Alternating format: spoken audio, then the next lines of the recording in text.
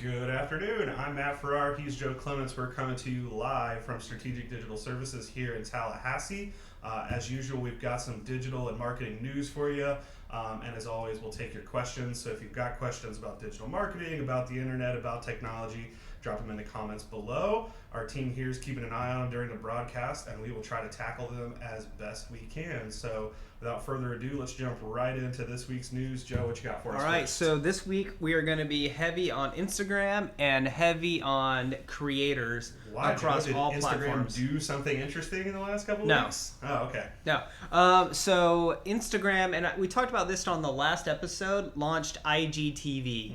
But IGTV is really part of a larger play that's ongoing. And so one of the things we wanted to do today is provide some context for Instagram's larger strategy and its larger role in the ecosystem. And then take a look at some of the things that Facebook as a company is starting to prioritize this summer on both their platforms, both Facebook and Instagram. So, let's start out. The big deal with IGTV, it is a straight up play to take one of YouTube's biggest view drivers, which are YouTube celebrities. So in this week's State of the Screens email, they had an interesting stat they cited in there that 84% of views on YouTube come on influencer channels, with 13% coming from media companies and brands accounting for 3%. Now, I do think their description of influencer is a little broad, so that's anybody who, any guy with tools and knows how to fix a car, they're counting as an influencer if they put up, any number of videos. So, but that gives you an idea of what that YouTube ecosystem looks like. And so Instagram decided to take advantage of discontent in the YouTuber ranks and provide an opportunity to come over to Instagram. Now, why is this important or interesting? Well, first, user growth on Instagram has been through the roof. This year, Instagram's going to top 1 billion users, which is a really important number globally. To give you an idea, that's up 33% in 2017, up 25% by the time we end 2018. So big growth. This is what Facebook was doing, 3 and 4 years ago, but on a much faster curve. Yeah.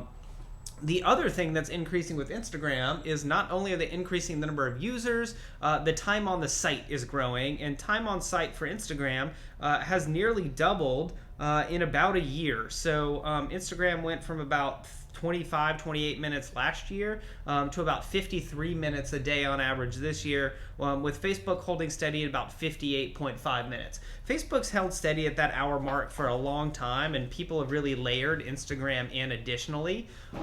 I suspect what's actually going on there is you have people who are super heavy Instagram users and super heavy Facebook users that kind of drive those numbers on both sides. But that's why Instagram making moves here is a big play. And again, you can see how great of a value that Instagram purchase was for Facebook 4 years ago now, 5 years ago. Yeah. $1 billion. This is going to be a 100 or 200, 300 billion dollar platform value. The interesting thing that stuck out to me about the announcement of some of the new IGTV stuff is that they pointed out that they now have 1 billion monthly active users and over 500 million daily active users, right? So I think for what that means for a lot of you out there, if you're looking at trying to reach an audience, what you're seeing is it's not just early adopters that are on Instagram anymore, right? Like your family, your friends, most of them are probably on Instagram at this point. What's happening with Instagram now is what happened with Facebook, probably 2008, 2009, 2010. You're starting to see that app penetrate, broader out into the market, and to have, 500 million active daily users is a pretty big deal. Yeah, and look, so that's big, but I also think the big trend for some reason in the last month has been platforms rolling out announcements about what they're doing for creators. In the ecosystem at large in digital media, something has triggered in the last, it probably started longer than this, but in the last 3 or 4 months, a rabid competition for creators on those platforms. I theorize, my thought on this, my thesis, is that this is because your Facebook watch the produced shows that they were betting on didn't actually end up paying off as heavily as they thought in terms of viewer engagement and interest. That what people in fact go to the internet to see are things that are unique to the internet in their format. So not just the content is TV quality, but the format of what you're seeing is something special to the internet or special to that app. And this is a double down on everybody that you got to get the content that is special and unique to those platforms. Well, and you have to start standing out, right? Because there's so many more people doing it now.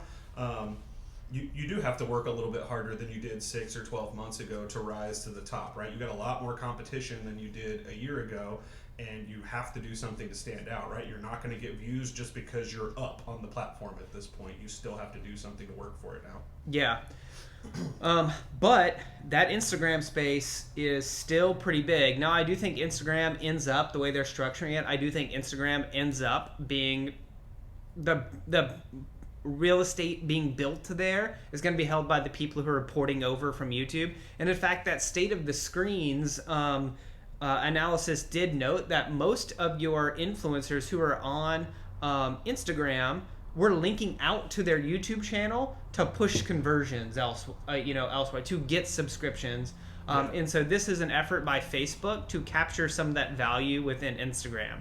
Now, moving on to Facebook, and again, what we see in the trend is what starts on Facebook oftentimes goes to Instagram, more so than vice versa, starting on Insta and going over to Facebook. Some unique announcements from Facebook last week, and this is again along the line of creators, and we're going to come back to this point, but more interactive live video. Facebook is put out several basically polling tools, question tools for live interactive video. They are, and this is one of my tip-offs that maybe they were having trouble with the highly produced Facebook Watch stuff, is they announced that they are bringing more videos to Facebook Watch. So instead of just having produced, network-style content on there, they're bringing more page videos to Facebook Watch. And then this is an interesting item. Facebook has a feature called Top Fans, which when you're on the page, it will show a little symbol next to the people who are your top fans on your page. And they've had that in beta testing for a while, and now they're rolling that out to a broader array of users and pages, which is super useful because what you can do is capture your top fans now and put them into one of Facebook's next announcements, which you can do a subscription service or a Patreon style service on Facebook, or you can roll them into a Facebook group that you can require payment to be in.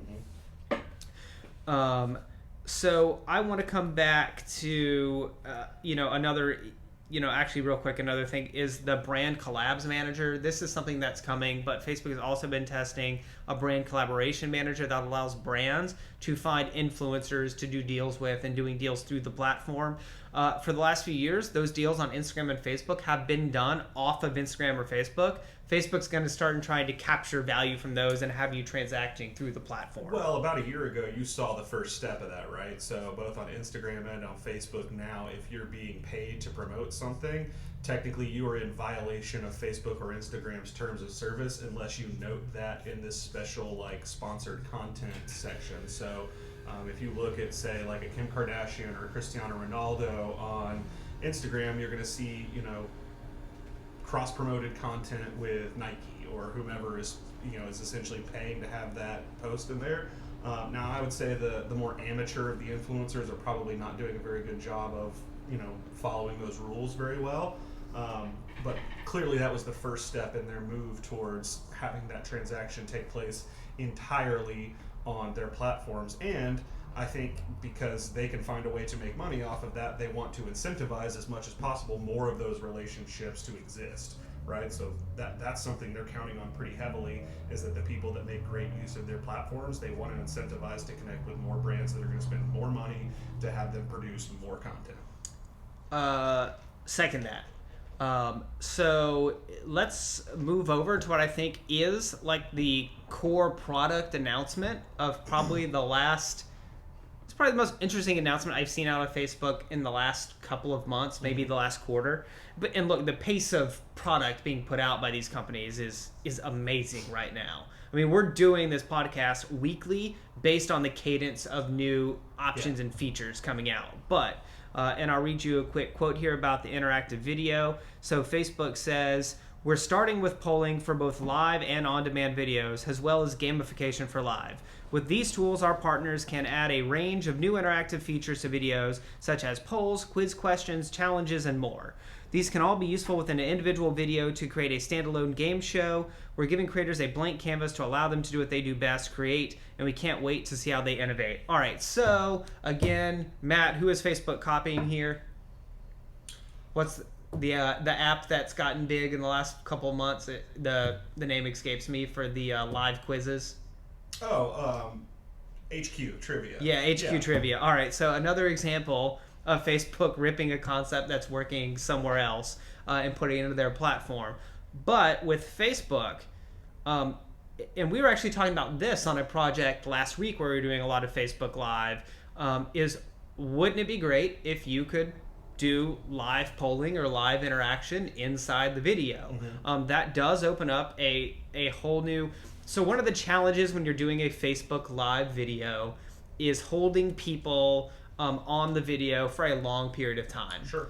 When you're doing something like asking a question or showing something on the video where they have to wait for a response, you are going to naturally 3 or 4x the amount of time people are spending, because if they read the question, that's time. If they answer the question, they're going to wait to see the results, some reasonable period of time. And so you're allowing your engaged audience to get invested in those activities. Matt, I mean, do you have any other thoughts on this? Like, I just see a ton of opportunity here to build, game shows, science shows, trivia, entertainment. Yeah, I mean, I think that, we don't know a lot about what the product here looks like yet, right? I mean, obviously we know what the live product looks like. We're big users of it here. But we don't know how some of these gamification or these polling tools are going to work, whether they're only going to work if you're using Facebook Live from within the app, or if they're going to be pushed out through the Facebook Live API to third-party partners. When we do a lot of live broadcasts, the one, in fact, that we're doing right now, we're using a third-party app that's accessing the Facebook Live API to do the broadcast. So I think that's a pretty important part of the equation, because your most sophisticated people on the platform are probably using third-party systems in order to process that. So making sure that is open across the board and not only open the Facebook Live or the Facebook app itself, I think is a really critical component to whether or not that's going to find success. Your most likely people to adopt it are going to be the ones that already put some effort into their production here. So when does Facebook just co-opt that software? Why doesn't Facebook just launch a Facebook Live app, which lets you do the bottom thirds, the cuts, things like that in there? Yeah, I mean, you've seen, you've seen them add more features, right, over the past year. You've seen them add, some filters to live video. You've seen them add some effects. It's a fairly sporty bit of technology to make sure. It's also a hardware play, and so that's what I don't know if Facebook is sure about. To make it work correctly, there's a hardware component involved, right? And for the most part, Facebook has stayed about as far away as it can from anything that involves a hardware component, right? Snapchat has the spectacles, but Facebook's never really done anything that requires... They tried a phone briefly 3 years ago. Yeah. That failed. Yeah. And I think they learned their lesson there. So, I mean, if I had to guess, one of the reasons why they're not necessarily worried about being the... I mean, because they're still the platform, right? That's still where the video is going. But they could still make the app for iOS that lets you do it. I mean, they could, but I mean, what would they get out of that they're not getting now by letting a third-party partner do it? I guess they could charge for it, right? They could charge an extra $20, or they feel like they get more information off of having but they're getting a lot of information from that stream just by people using the API. Right? Yeah, they'll know what kind of cameras are coming in, what kind of quality is coming in. I mean, look, we are obviously, we've been on this track for a year and a half now, but like live video isn't going away. What you're seeing is the first wave of live video is kind of passing, and that first wave was just people realizing they could flip on the phone and talk to it. And now we're getting into a world of like very well produced packaged live video And then it looks like what's going to be layered on top of that is the opportunity for interactivity, which is, again, fundamentally what broadcast live TV has always been missing. Is, I mean, on American Idol, yeah, you could text to vote. I mean, this is a different thing because there's no barrier. You're not taking out a different device. You're doing it right on screen. The host can respond directly for what's going on. There's no time to tally results. And you don't have to be sitting at home in front of your television with a cable subscription in order to get it either. I think the most compelling thing, or not necessarily the most compelling, but I mean, if we look at live video, I think it's about in the position where, video in general was on Facebook about 2008, 2007 maybe, right? Because a lot of people's first reaction is, well, why would I ever watch a video on Facebook? Like, that's what YouTube does. Yeah. Right? Why would I just go over to YouTube?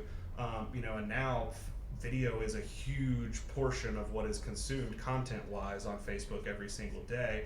I think what you're seeing is kind of the second wave of that now. Like, you had the first wave of live video. The novelty of it to some degree has worn off, right? So now we go back to, it can't just be live anymore. Having a shaky iPhone isn't necessarily that interesting anymore unless it's something that there's no possible other way to see. What people want now is something that, is interesting to them. Whether that's because it's an event they don't have access to, whether it's because it's camera angles or scenes that they would not have access to otherwise. Like, we go back to, just like with pre-recorded video, it has to be interesting enough for them to look at. The rule of that hasn't changed. All right, so so obviously we know the creators for these platforms are going to benefit from this interactive video. They'll figure out the way to do it best. From a marketer's perspective, what brands or types of businesses do you think are best positioned to do something with these new features when they roll out to everybody? I think brands that have existing personalities as their face are going to be the ones that succeed early, right? Ones that already have a face that and recognize, whether it's because it's the face of their TV commercials, whether it's the face of any number of things. I think, whether it's Flo from Progressive. Unfortunately, the Geico Gecko isn't real. I'm sorry if I no. So I mean, anyone's. Let's talk about that though. With AR or animation, you could make the Geico Gecko appear to be real on a live broadcast. Yep. How far are we from doing a live where you could interact with an animated character? I think the biggest limitation that we have there is probably internet speed. I think that's probably, I don't think it's actually the AR technology that's slowing us down there. I don't think it's actually the platform that's slowing us down there. I think it's internet speed that would be slowing us down there. And I mean, I think in terms of that, like, broadband, you can probably do it. 5G, when that comes in the next few years, should take care of it. So I actually don't see a reason why the Geico Gecko... Or Google, if you're listening and want to bring Google Fiber to Tallahassee, I mean, we wouldn't say no. Yeah. I could deal with faster internet. You could do a live with the Geico Gecko. So the Geico Gecko could go live on TV, talk to you about the product. You could poll, what you want the Geico Gecko, the answer for him to question next. Or you could go deep with that. And of course, you could do that with Flo too, who's a real person. I mean, do you see like the TV personalities right now for those brands becoming Facebook Live personalities, where Flo is going live, where the State Farm Mayhem is going live? I think it changes. I think it changes the relationship that person has with the company, right? I think right now they're mostly treated as an actor, as higher talent. I think when these platforms and programs start to mature, I think you see brands go and get a person just all in, right? That person doesn't do anything else except Progressive Insurance or Geico Insurance. I mean, insurance just spends a ton of money on television advertising, so they give us good examples, right? But whether it's somebody from Budweiser, whether it's somebody from I don't know, a professional sports team that is the host of every single piece of video content they do, I think you see much more brands pick a face and go with it across all of their platforms, across everything that they do, that's the face that does things for them. I think what's going to go on that interactive video space is going to be what the future of video across platform looks like. Mm-hmm. And we know this from the ad spend numbers. Traditional linear TV buy is going out, and I think the expectation in 5 or 6 years is going to be that you can interact with a video, that we can interact with the things that sell us stuff. I think some influencers are going to have some tough decisions to make over the next few years as to whether they continue to be essentially like freelance influencers or whether they sell out to a brand, right? Because if you're a brand, at some point it is going to get cheaper for you to either, buy or grow your own influencer than it is to go out and just keep paying a whole army of them to do your bidding, right? Yeah. If you can build the brand behind a single person, a single influencer, I think you're going to see some brands start to do that, right? Because the keys to success there are not rocket science. They take effort, right? They take a lot of work. They're not easy, but it's not, it's not a formula that only a few people hold the key to either. Yeah, agree. And so it kind of seems like this whole new change in how sales is kind of starting to coalesce at the same time between the tools that make an influencer really effective and then the influencer community becoming a thing. And, influencer creator, we're kind of using those terms. Sure. They're technically different, but in a lot of ways there's overlap, and it's possible that you're seeing them become the same.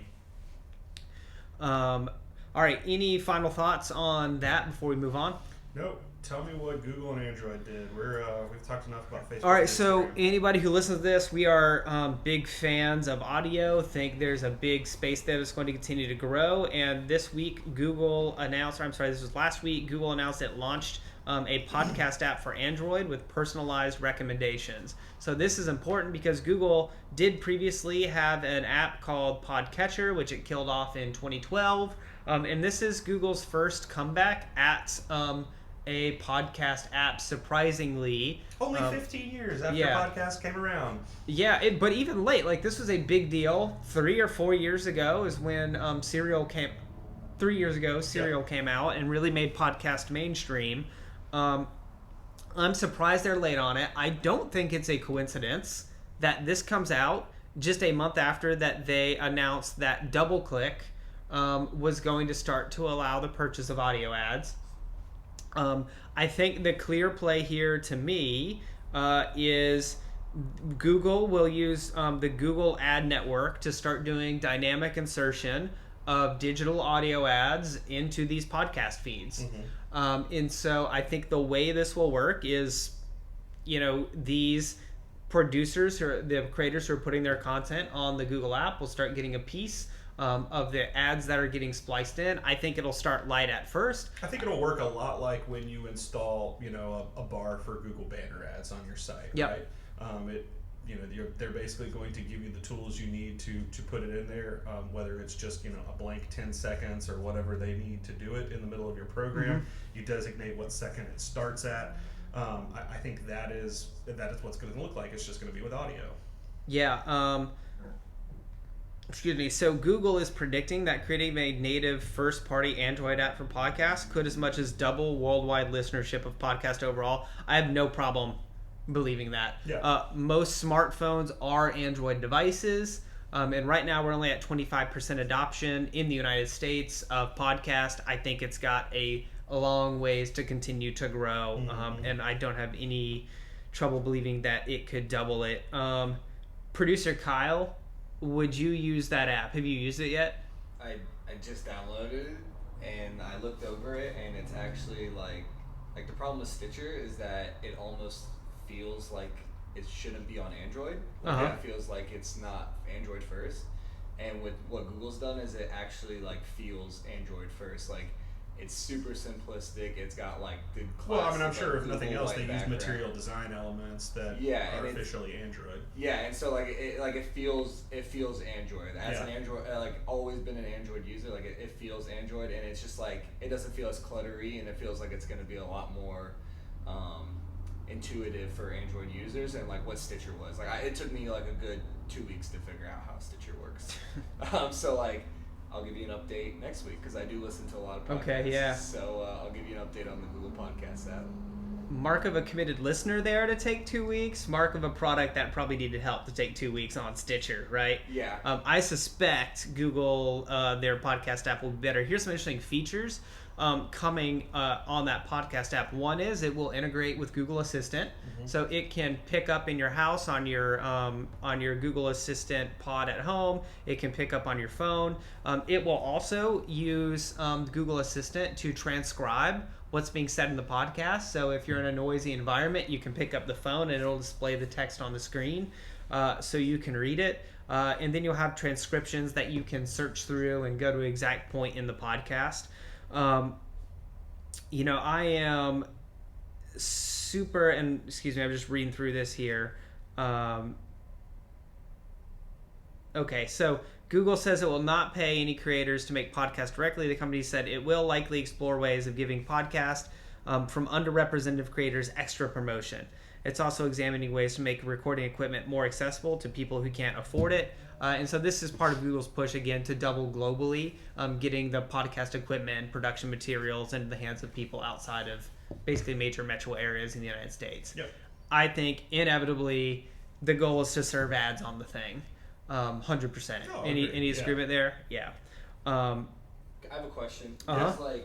Does the Apple app, does it sell subscriptions premium services? It doesn't. And look, I think Apple is this is one of the places where Apple as a company has issues. Like Apple doesn't do anything with their data, so it really doesn't sell advertising that effectively. You can buy some advertising in the App Store, but there's not really much Apple advertising that goes on. And so they have command of this entire platform with podcasts. Like they own the market on podcasts for the most part and do almost nothing to monetize it. Yeah. And haven't for 15 years. Do they have a subscribe feature on, a base one on the Apple one where it gives you updates? Because that's what. Yeah, you can you can subscribe. subscribe so that you get the most recent 3 or the most recent one. You can say check for new ones every day, every hour, every week. So I mean, it's got a healthy, mature list of features, but none that are monetized. Okay. All right, and last story here from the world of audio out of TechCrunch. Amazon launches an Alexa system for hotels, going first into Marriott. And we talked about this a little bit a few weeks ago that Marriott was going to be the guinea pig for it. Marriott's going to offer room service connected to your Alexa, offer local information and tips. Obviously, you're not going to be able to order anything through the Marriott Alexa that's built into your room. But I think it's a super smart play.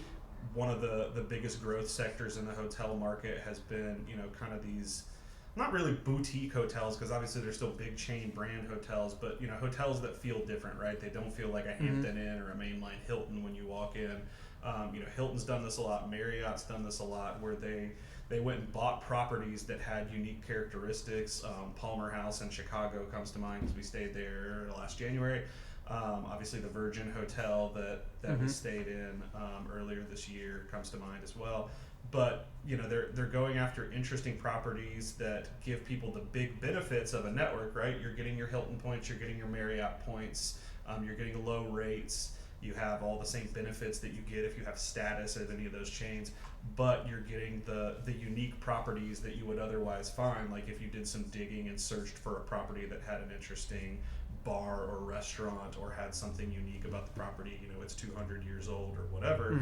I think this is a continuation of that trend of just trying to make those properties feel a little less sterile, right? They want them to feel more comfortable, homier, and as more people are comfortable using voice-controlled devices at home, it makes a lot of sense that I'd say, send me my morning coffee. I think the guideline there is anywhere where there is currently a guidebook on a desk or in a room, that's going to be replaced by an audio device. Yep. It's easier to use an audio device instead of anywhere where you would call the front desk or talk to a person at the hotel. Where the I phone, need more towels, I'm out of shampoo, or anything like that. Where the phone is mostly used in a semi-closed environment. Yep. I suspect to do a finite list of things. Right? I need a late checkout. I want to order some dessert. Yeah. What's another place like a hotel you can see this popping up? I don't know that it works in restaurants. There's probably an application in restaurants, maybe at like check-in to get a table. Yeah. That might be stretching a little bit. I don't know that that's a very intuitive way to use an audio device, but it's possible. I think there's probably some retail establishments where you can integrate audio pretty interestingly. But any brand, any physical location, that is interested in creating a warmer and more custom tailored experience for their customers, I think is going to find some way to integrate audio into their experience within the next 2 years.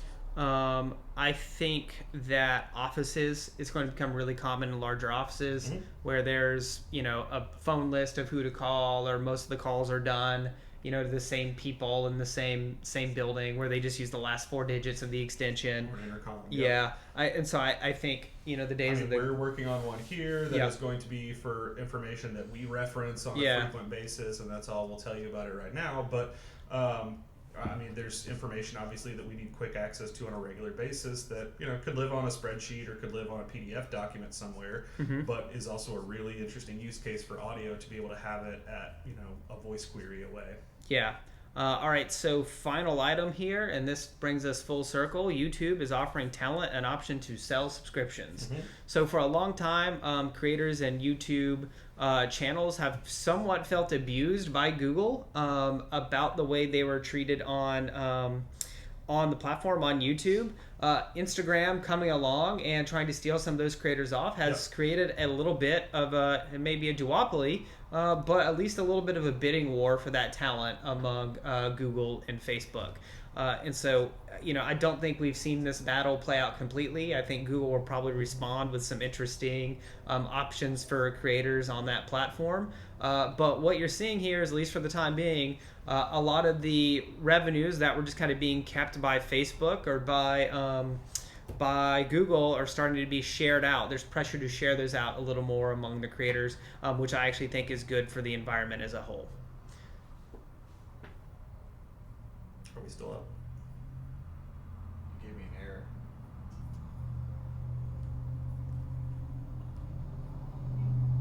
Just go ahead and close this out. All right, well, I appreciate you joining us today. Again, I'm Matt Farrar. He's Joe Clements. We're live at SDS here in Tallahassee. Maybe. We don't know right now. Maybe you'll see this, maybe you won't. We will see you next week at a TBD time, but thank you for tuning in. And if you've got questions that we didn't get to in the broadcast, feel free to drop them in the comments below, even if you're watching this later, and we'll be happy to tackle them. Thanks for joining. Thank you.